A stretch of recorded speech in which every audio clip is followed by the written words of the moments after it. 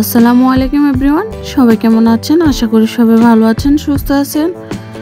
আজকে আবারও আপনাদের মাঝে নতুন আরেকটা রেসিপি নিয়ে আসলাম আমি Rosie's cooking kitchen and blog থেকে। তো আজকের রেসিপি হলো গরুর বট রেসিপি। তো গরুর বট রেসিপি আমি কিভাবে ভুনা করেছি জাল জাল করে, তা আপনাদের সাথে শেয়ার করতে চলে আসলাম। আর আমার কাছে কিন্তু গরুর বটটা খেতে কিন্তু অনেক মজা লাগে। আমার মতো কে কে গরুর বট খেতে পছন্দ করেন অবশ্যই কমেন্টের মাধ্যমে জানাবেন। তো চলেন বেশি কথা না বাড়িয়ে বটটা রান্না করা যাক। তো বট রান্না করার জন্য এখানে আমি একটা কড়াই বসিয়ে দিলাম। তো কড়াইতে আমি পর্যাপ্ত পরিমাণে তেল দিয়ে দিলাম। তো তেলটা গরম হয়ে গেছে, এখন আমি পেঁয়াজ কুচি দিয়ে দিলাম। তা আগে থেকে আমি সব কিছু রেডি করে রেখে দিয়েছি, এখন খালি আপনাদেরকে আমি রান্নাটা দেখিয়ে দেব। তো পেঁয়াজটিকে ভালো করে নেড়ে নিচ্ছি।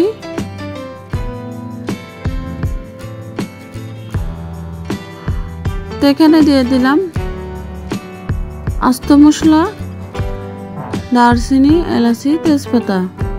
এখন পেঁয়াজের সাথে একটু ভালো করে নেড়ে ভেজে নিয়েছি। এখন দিয়ে দিলাম 1 টেবিল চামচ রসুন বাটা, আর দিয়ে দেব 2 টেবিল চামচ আদা বাটা। তো সবসময় মনে রাখবেন রসুন থেকে আদা বাটাটা একটু বেশি দিবেন মাংস রান্নাতে, তাহলে কিন্তু ফ্লেভারটা ভালো আসে, আবার খেতেও কিন্তু দারুণ লাগে। তো এখানে আমি পেঁয়াজ বাটাও দিয়ে দিলাম। এখানে 2টা পেঁয়াজ কুচি করে আমি ব্লেন্ড করে নিয়েছিলাম, এই পেঁয়াজ বাটাটাও দিয়ে দিলাম, তাহলে একটু গ্রেভি হবে।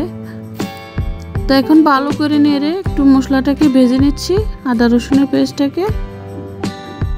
এর তো ভাজা হয়ে গেছে, এখন এর মধ্যে দিয়ে দেব গুঁড়া মশলাগুলো। তো এখানে আমি 2 চা চামচ হলুদের গুঁড়া দিয়ে দিলাম, মরিচের গুঁড়া 3 চা চামচ। যেহেতু আমি একটু ঝাল ঝাল করে রান্না করবো, এর জন্য মরিচের গুঁড়াটা একটু বেশি দিলাম। এই তো একটু নেড়ে নিব।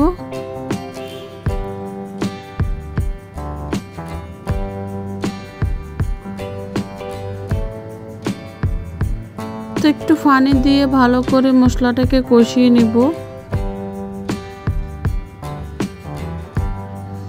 এই তো কষানো হয়ে গেছে, তেল ছেড়ে উপরে উঠে গেছে। এখন এর মধ্যে কাশ্মীরি লঙ্কার গুঁড়ো দিয়ে দিলাম একটু কালারের জন্য। আবারও আর একটু নেড়ে দিলাম। এখন এর মধ্যে দিয়ে দিব ধনিয়া গুঁড়া 1 চা চামচ, দিয়ে দিলাম জিরা গুঁড়া 1 চা চামচ, গরম মশলা 3 চা চামচ। এখন মশলাটাকে ভালো করে নেড়ে নিব।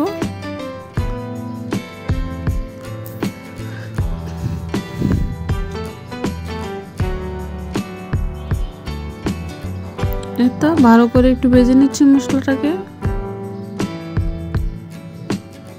এখন এর মধ্যে দিয়ে দেব কিছু পানি, আবারও মশলাটাকে ভালো করে কষিয়ে নেব। তেল ওঠা পর্যন্ত আমি কষিয়ে নেব ভালো করে। এখন এর মধ্যে দিয়ে দিলাম স্বাদ মতো লবণ। এখন মিডিয়াম আঁচ করে কষিয়ে নেব। এই তো আমি বটটা ধুয়ে রেখে দিয়েছিলাম, পানি জড়তে দিয়ে দিলাম, আর কেমন সাইজ করে কেটে নিয়েছি তা আপনাদেরকে দেখিয়ে দিচ্ছি। এই তো মশলাটা ভালোভাবে কষিয়ে নিয়েছি, উপর দিয়ে তেল বেশি উঠেছে। এখন আমি এর মধ্যে বটগুলো দিয়ে দেব। এই তো বটগুলো দিয়ে দিলাম, এখন ভালো করে নেড়ে নিচ্ছি। আমার কিন্তু এইভাবে বট রান্না করে খেতে কিন্তু দারুণ লাগে। আমি মাংসের থেকেও বটটা বেশি পছন্দ করি। একটু ঝাল ঝাল করে ভুনা করলে কিন্তু খেতে অনেক মজা লাগে। তাই তো ভালো করে কষিয়ে নিচ্ছি। তো চুলার আঁচটা মিডিয়াম করে ঢাকনা দিয়ে ভালোভাবে কষিয়ে নেবেন, এতে করে বটটা তাড়াতাড়ি সিদ্ধ হয়ে যাবে। আর অবশ্যই বটের মধ্যে আপনারা গরম পানিটা ইউজ করবেন, তাহলে কিন্তু তাড়াতাড়ি সিদ্ধ হবে। তো এখন এর মধ্যে আমি কিছু টমেটো দিয়ে দিলাম। এখন আবারও ভালোভাবে কষিয়ে নিব।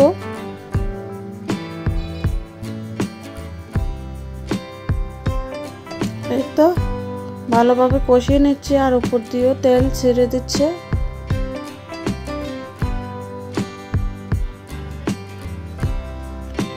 এখন আমি সিদ্ধ করার জন্য কিছু পানি দিয়ে দিব। তা আমি আগে থেকে কিছু গরম পানি করে রেখেছি, এখন এর মধ্যে আমি গরম পানি দিয়ে দেব। তা আমি আমার পরিমাণ মতন দিয়ে দিব। তা আমি মিডিয়াম আঁচ করে যে কষানোটা করেছি এতে করে হাফ সিদ্ধ হয়ে গেছে। এখন আমি পানি পরিমাণ মতন দিয়ে আবারও ঢাকনা দিয়ে সিদ্ধ করে নিব।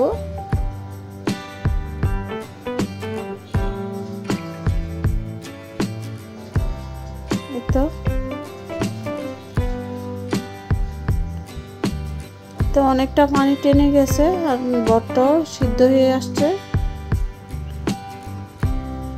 এখন পানিটাকে আমি পুরোপুরি টানিয়ে নেব। তো খুব সুন্দর করে আমি বটটা রান্না করে নিচ্ছি।